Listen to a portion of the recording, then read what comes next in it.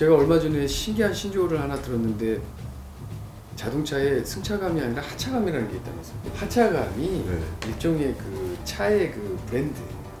이 차에서 내릴 때 어떤 주변 사람들의 어떤 시선과 저런 차에서 내린 그게 하차감이래요. 그거를 저 쓸데없는 허영심으로 볼 수도 있어요. 근데 저 썩어 빠진 정신 상태라고 그렇게 폄하할 수는 없어요.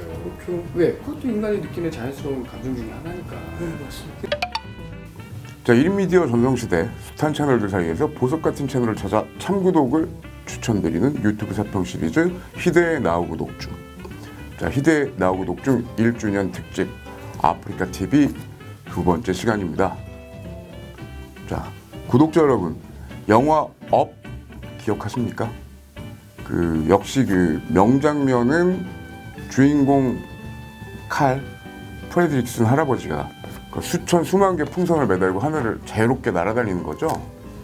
자, 어쩌면 꿈같은 풍선 얘기를 1인 미디어에서 실현시킨 그 이야기. 자, 아프리카 TV 정찬용 대표님과 함께 들어보시죠.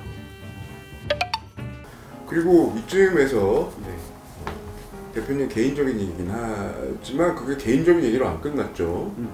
대표님 그 석사 논문이 화제가 됐긴 됐습니다. 거기에다가 아무튼 아프리카 TV 얘기를 쓰신 거잖아요. 네. 아프리카 TV를 하나의 사례로 해서 내가 석사 논문 남기고 싶다. 그러니까 없어요, 사례가. 그래서 제가 부족하지만 그래도 이 실증 데이터나 이 경험치는 상당히 높으니까 내가 얘만 논문화 시키면 얘를 디벨롭 시키는 건 다른 사람들이 알아서 하지 않을까 라는 마음으로 정말 고생해서 이렇게 했죠. 거기에 핵심은 선물 문화, 이 기프트 이코노미, 이게 저는 핵심인데 되게 어떻게 보면 비상식적이에요. 화폐 경제 기반으로 돈과 어떤 물건의 가치를 교환하는, 등가를 교환하는 그 방정식에서는 이게 납득할 수도 없고 이해할 수도 없는 속된 말로 까기 너무 좋은 비즈니스 모델인 거죠.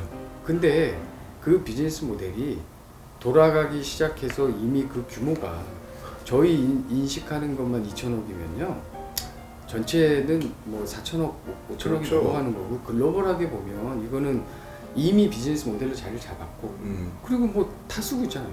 그렇죠. 최근 이슈되는 클럽하우스 거기서도 후원 모델을 넣는다고 했듯이 그러니까 더 이상 이거를 어떤 신드롬으로 치부할 문제가 아닌 거예요. 맞아요. 그러면 당연히 젊은 세대들이 만들어낸 문화인데 이 문화가 왜 생겼는지를 잘 들여볼 필요가 있는 거잖아요.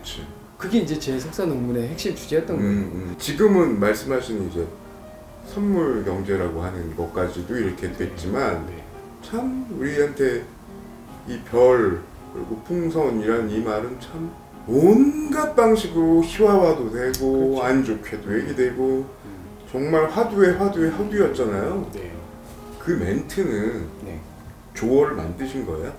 제 보스는 기부경제라고 표현을 했었어요. 근데 저는 기부경제로 가는 중간에 있는데 지금 이거를 기부경제로 어필하고 싶지 않고 저는 선물경제로 어필하고 되게 엄청 좋은 조어를 만드셔서 감이 확 느낌이 되게 좋아지더라고요. 선물이라는 건 말씀드리고 좋은 사람한테 주고 나서 기분 주고 좋아지는 거잖아요. 기분은 약간 나보다 못한 사람한테 그런 느낌? 조금 뭔가 약간 그런 게 있어서 선물 되게 좋은 조어 같아요.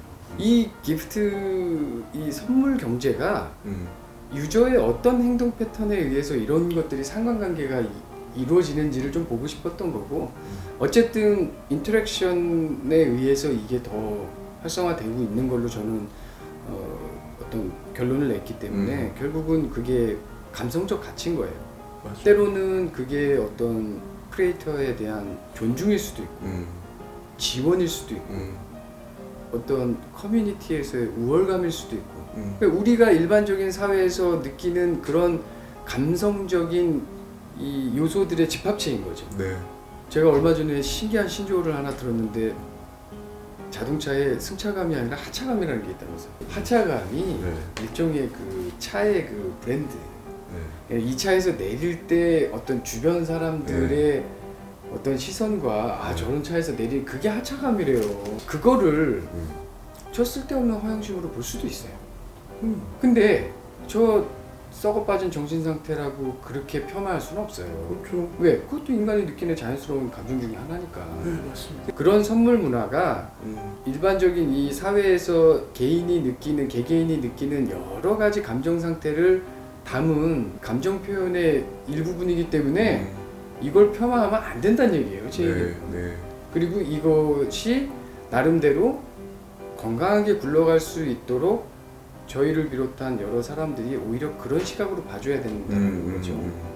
그리고 뭐 이거를 선물 문화라고 얘기하지만 도네이션이라고도 볼 수 있고 어떻게 보면 그 인류가 탄생한 이후로 새로운 경제학이 나온 거예요. 맞아요. 저는 무엇보다 그걸 아프리카 TV 대표님이 썼다는 게 대단하신 것 같아요. 그리고 그분이 그 얘기를 해주면서 또 돌아보게도 됐고 인식 개선에도 고생하셨네요. 속사농부. 대표님 말씀하신 선물 경제, 이른바 특허나 저작권 개념이 있었다면 유튜브 당연히 했죠. 트위치 당연히 하고 있고 우리나라에서는 카카오, 그다음에 뭐 중국에 있는 것들은 뭐 거의 다 하고 있고, 그러니까 누가 봐도 벤치마킹은 여기가 처음인 거는 왜냐면 유튜브가 만들어진 게 2005년이고 아프리카 TV가 2006년이란 말이에요. 그러면 저작권비로 받으셨으면 좀 많이 받으셨겠는데요, 진짜로. 서비스 특허권 뭐 이런 거요. 예. 뭐 그 당시는 아마 그런 거에 대한 그 생각이 그렇게 없었을 것 같은데. 근데 또 이제 돌이켜서 생각해 보면 이런 선물 문화가 좀 더 이렇게 변화되고 대중화되는 데에는 그런 특허의 걸림돌이 또 없는 것이 더 이렇게 좋은 상황을 만드는 데 도움이 됐을 수도 있겠거니 하면서 스스로 위안하는 거죠. 특히 요새 그 우리 아프리카 TV 플랫폼을 챙기시는 것도 챙기시는 건데 조금 큰 그림으로 우리나라 1인 미디어 쪽 관련된 그런 활동을 아프리카 TV가 좀 나서서 하더라고요. 작년에 무슨 대전 이런 것들도 하시고 올해도 뭔가 또 뭐 준비하셨다고 들었고. 그게 이제 1인 미디어가 좀 전체적으로 확산이 되면서 관공서나 기업체들이 1인 미디어 활용하는 것들이 많이 생겼죠.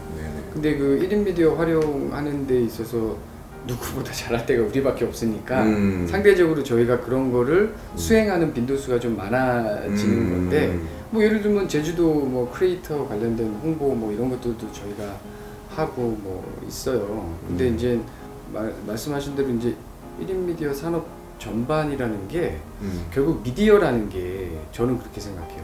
기성 미디어는 되게 제한적이고 또 닿기 어려운 존재였다면 이 새로운 미디어는 제한이 없고 언제든지 닿을 수 있어야 된다고 생각하고 그러다 보면 이 사회 여러 곳에 이렇게 다 관계를 맺을 수 있다고 생각을 해서 지금은 그런 저변 확대를 위해서 제가 뭐 여러 단체나 또는 협회나 또는 어떤 기관이나 이런 데와 계속 제휴를 되게 활발하게 하고 있죠. 그리고 실제로 우리 사업부문장한테 제가 제휴 사업을 적극적으로 하라고 오더를 하고 있어요.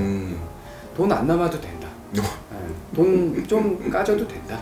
이거는 1인 미디어의 어떤 저변 확대를 위해서 필요한 거고 그들의 니즈와 우리의 니즈가 부합될 수 있기 때문에 여기서 뭐 돈 따지면 될 것도 안 되니 그냥 저변 확대로 계속 확대를 하고 있는 거죠.